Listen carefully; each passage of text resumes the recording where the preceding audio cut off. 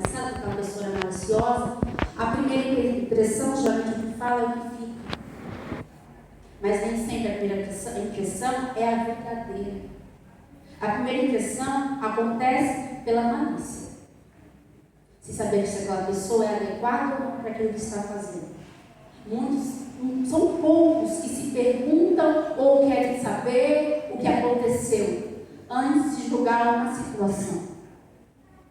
Jonas agiu de malícia também com o povo de Nínive. Quando Deus falou para ele assim, você vai lá, ele já pensou, esse povo não vai se consertar, por que eu vou perder meu tempo? Melhor eu fugir.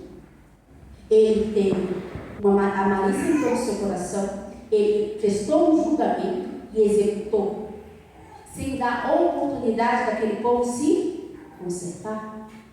Foi preciso ele entrar dentro de uma baleia para que ele obedecesse e a malícia saísse do coração. Para você ter noção como a malícia é terrível para o homem.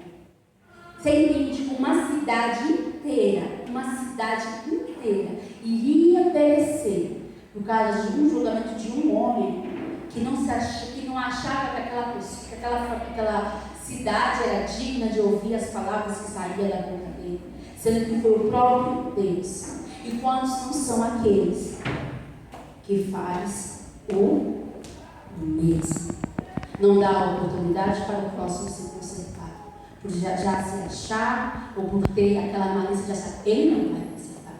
Não adianta falar, não adianta eu convidar ele para a igreja, ele não é prostituta, ela não quer saber de Deus, é vagabundo, não vai querer saber de Deus, é maconheiro. A malícia. Me peguei na mesma situação.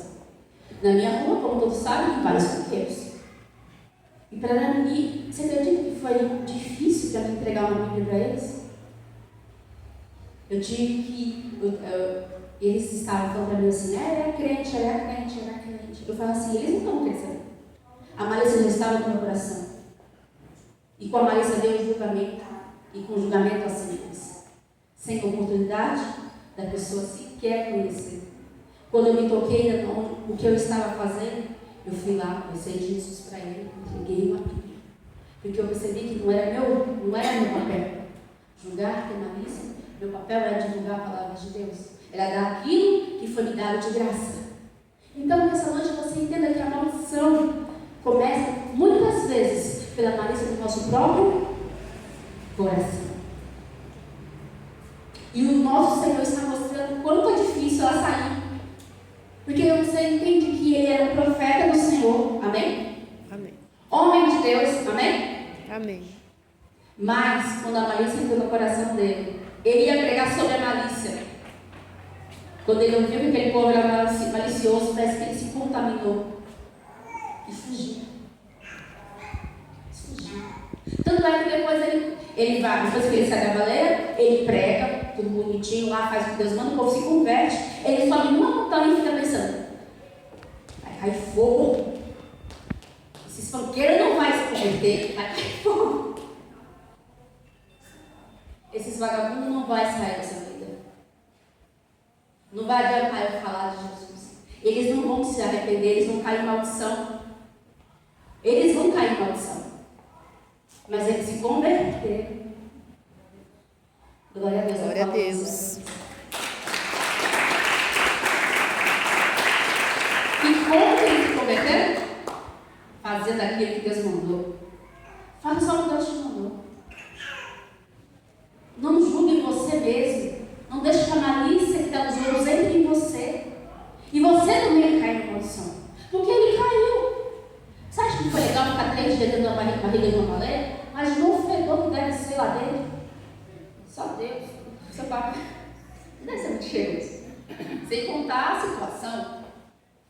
Mas, quando você não faz aquilo que Deus te manda, achando ou julgando que isso ou que aquilo, automaticamente você se afasta de Deus. Você cai em desobediência. E não é do homem. Porque muitos acham que desobedecem ao homem. Muitas vezes você ouve uma palavra e você fala, é o bispo, é o pastor, é o obreiro, é a obreira. Não. Quem te falou foi o próprio Deus, então obedeça. Para que você não se afaste dele, que a maldição te alcance por desobediência. Não deixe que a malícia dos homens inflame seu coração contra a palavra de Deus, contra os mandamentos do Senhor. Dê a oportunidade a outras pessoas de conhecer o seu Deus, independente do que ela faça, do que ela seja, do que for. Faça somente aquilo que Deus te mandou. Vai pegar o evangelho da criatura. Toda criatura é toda criatura, independente do que ela faça, do que ela seja, e do que for.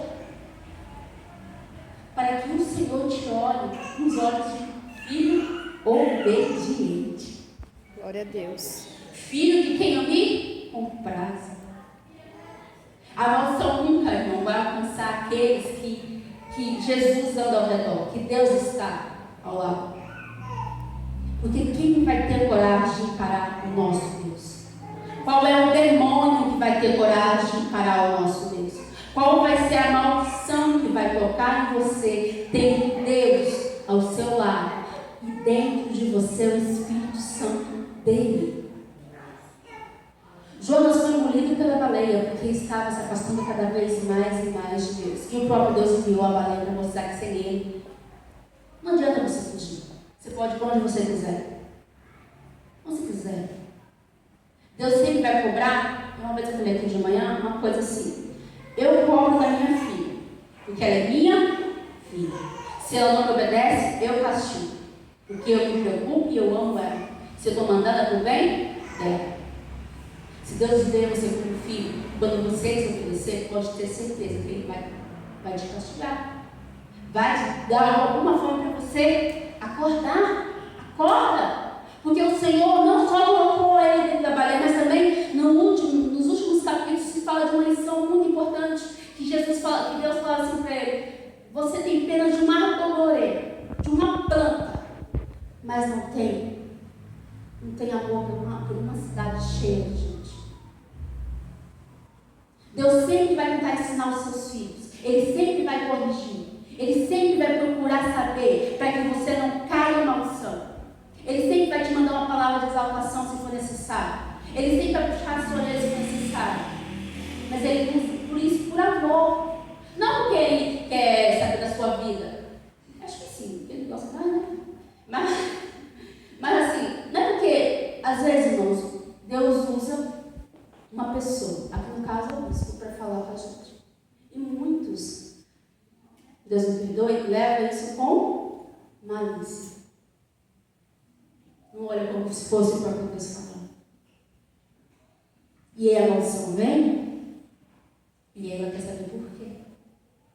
Por quê, meu Deus?